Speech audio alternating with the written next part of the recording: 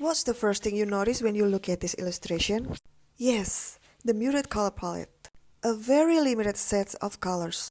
This is very different from almost most Indonesian children's books, which tend to be full color, full rendered, and full of detail. Today, I'm going to talk about the illustration in A Sick Day for Amos McGee. Specifically, how the illustrator shaped the entire mood of the book through her use of color, creating a kind of visual quietness that carries the emotional weight of the story. We'll look at how muted tone, subtle gestures, and careful composition work together to express loneliness, tenderness, and companionship, without ever relying on words. If you read the book, it's a gentle, emotionally rich picture book about an elderly zookeeper named Amos McGee. Every day, he takes care of the animals at the zoo, playing chess with the elephant, running races with the tortoise, reading stories to the owl, and offering company to the penguin and rhinoceros. The animals, realizing he's missing, then they decide to visit him at home. They take care of him the same way he always cared for them. First, let's see this picture. What is happening visually?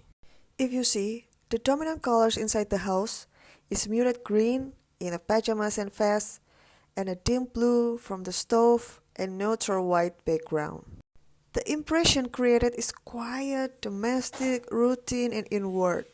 And then when you see in the page 2, when you're stepping outside, a new color appears, soft orange on the leaves.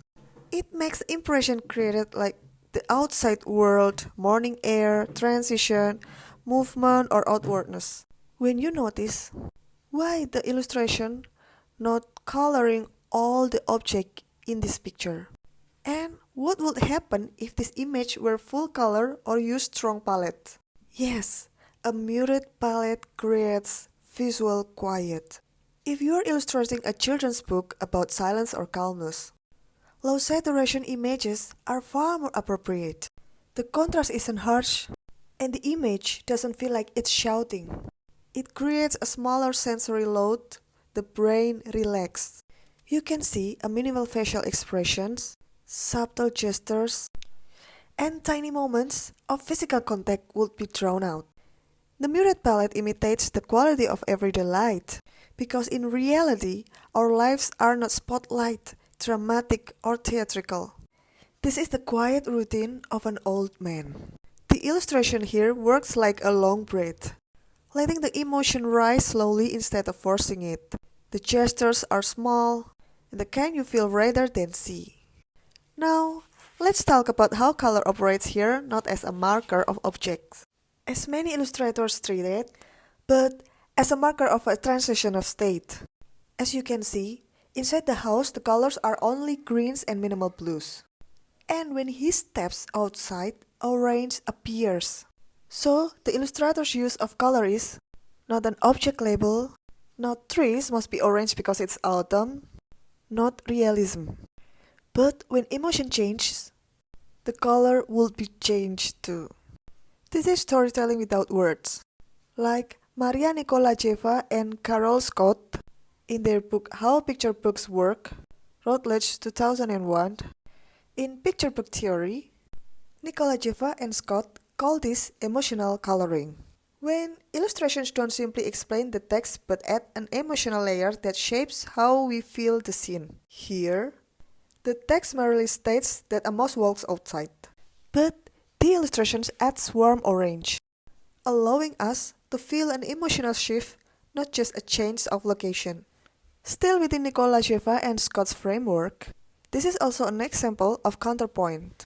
Counterpoint is a text and image don't convey the same thing, but create meaning when read together. Like the text, "Bellyful and ready for the workday, he'd amble out the door." This is a factual information, no emotional cues, and no mention of mood change. But when you see the illustration, it adds orange warmth, expands the emotional atmosphere, and conveys rational warmth. This is a counterpoint works because the image offers emotional meaning, but the text offers narrative fact. The result, the reader synthesizes both into a unified experience. And look at this page. The text says Amos has many tasks at the zoo, but the illustration doesn't show a busy environment. No cages, no crowds, no bustling activity. Why? Because the illustrator chose to stay loyal to the core of the story. This book is not about a mouse job, it's about his relationship with his friend. If the image were packed with detail, the emotional meaning would scatter. Erin Stead. She is known for her delicate woodblock printing combined with pencil drawing.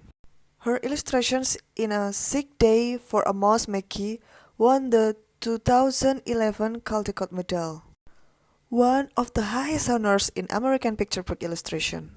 Her visual style, soft lines, muted color, quiet gestures, create the emotional atmosphere that makes this book universally beloved. Thank you for this beautiful book.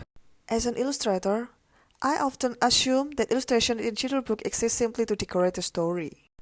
But in this book, it conveys emotion, without ever needing to explain it. Illustration in this book work like an unspoken language, showing loneliness, care, and human closeness through nothing more than color, space, and small gestures. Thank you for watching.